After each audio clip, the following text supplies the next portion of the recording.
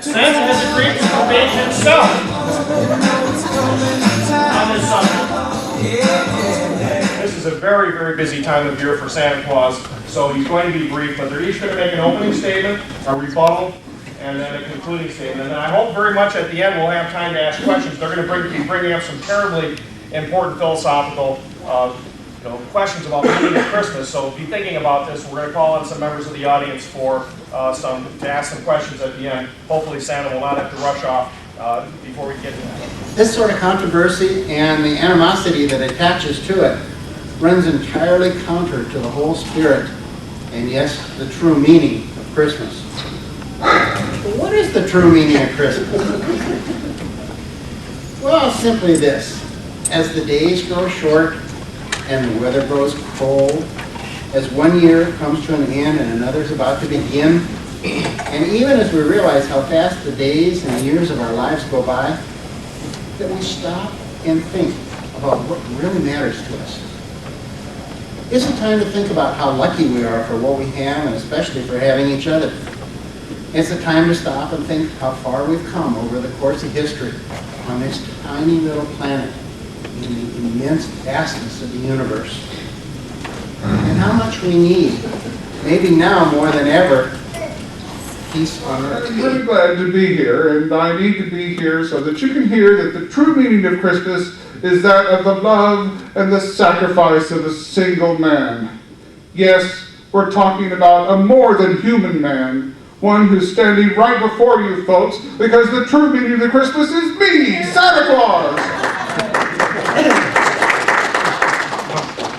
Anyone who says different is sniveling, postmodern, secular, progressive, un-American nitty. Now, don't go off saying that's name-calling either. Some people just can't stand the truth. And so they object to people like me who are always in relentless pursuit of the truth, and that is the truth. Well, you might think I'd be flattered to think that Christmas is all about me, but it actually makes me sad to think that anyone would take that idea seriously. The truth, and the truth is something I care about very much, is that anyone who believes that Christmas is all about Santa Claus doesn't even remotely understand the true meaning of Christmas. Because it's not me that's important. What's important is the ideals that I stand for, and that everyone who participates in Christmas stands for. The universal ideals of human decency, caring, and generosity.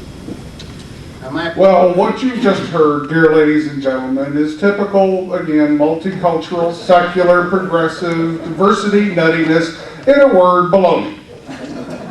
He describes me, Santa Claus, as emblematic of Christmas, the symbol of Christmas. And then he says it doesn't matter what you call it. Excuse me, I am Santa Claus. It matters very much to me that you don't call me the Easter Bunny or the Tooth Fairy. And yes, I could wear a blue dress or a thong, and I could live in Palm Beach, Florida, and so on, but I don't. And until I do, Christmas will have very much to do with me and my white beard and what I choose to wear and where I choose to live and so on. I am not the true meaning of Christmas. I am only one, and certainly not the only one, who promotes the true meaning of Christmas.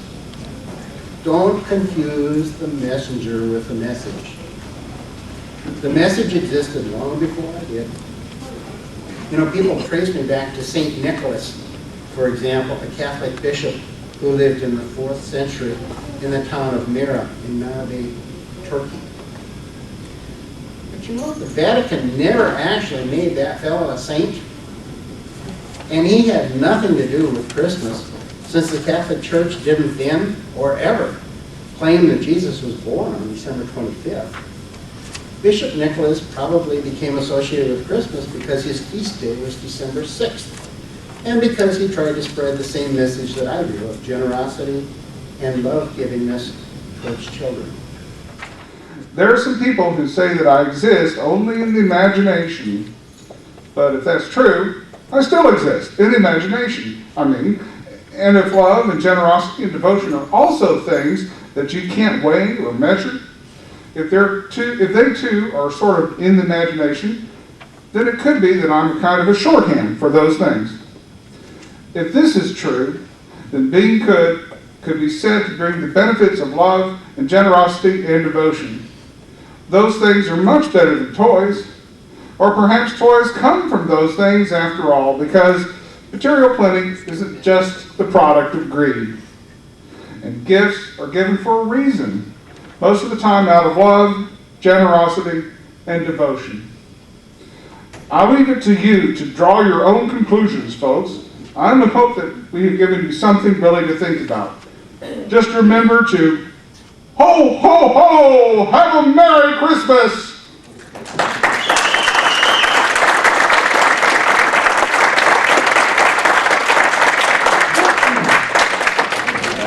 Well, Sam, I know time's getting short. We have this guy who's a journalist who insisted on attending today after we sent out the press release, and he just got to get his question in.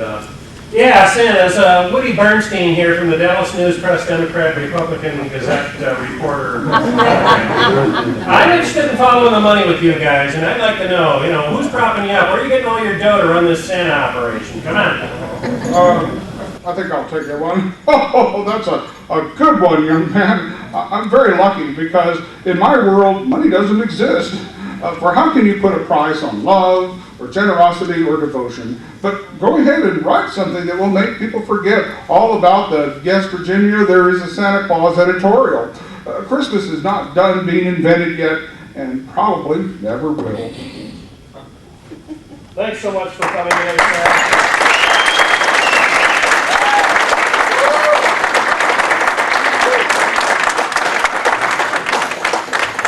I know you're drawn to the next room there too where there's children, and they're probably looking forward to seeing you also, Santa. Thanks so much for coming today. Merry Christmas!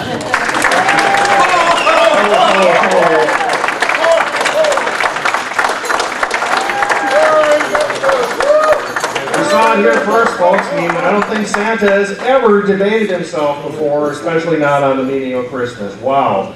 Because you came today, you got to see it. We're gonna